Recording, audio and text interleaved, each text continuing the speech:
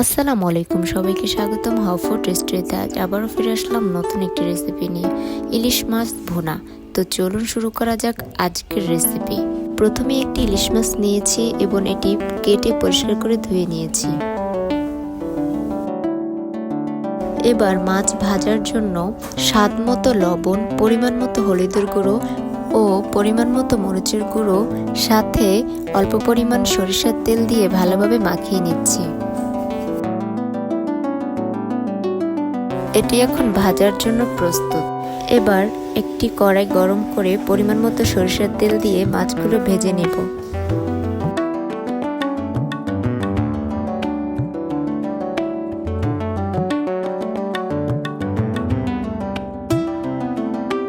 এবার কিছুক্ষণ পরেই মাছ ভাজা হয়ে গেছে। মাছ ভাজা শেষে এটি রান্না করার জন্য প্রথমে একটি কড়াইতে সরিষার তেল দিয়ে পেঁয়াজ ভেজে নিচ্ছি।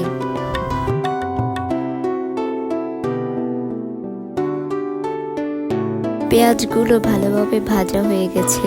এর মধ্যে অল্প পরিমাণে পানি দিয়ে দিলাম এবং ভালোভাবে নাড়িয়ে নিচ্ছি। সাথে পরিমাণ মতো হলুদের গুঁড়ো, স্বাদ মতো লবণ ও কাঁচামরিচ বাটা দিয়ে ভালোভাবে মিশিয়ে নিচ্ছি। কিছুক্ষণ পর জিরের গুঁড়ো দিয়ে ভালোভাবে মিশিয়ে কষিয়ে নিচ্ছি মশলাগুলো। মশলাগুলো কষানো হয়ে গিয়েছে। এখন পরিমাণ মতো পানি দিয়ে মাছগুলো দিয়ে দিব এবং এভাবে কিছুক্ষণ রান্না করে নিব।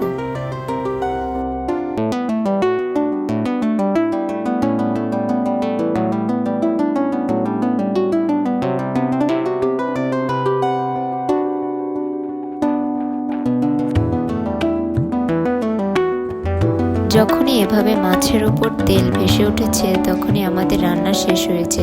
তো তৈরি হয়ে গেল আমাদের মজাদার ইলিশ মাছ ভুনা। এটি এখন পরিবেশনের জন্য একদম প্রস্তুত।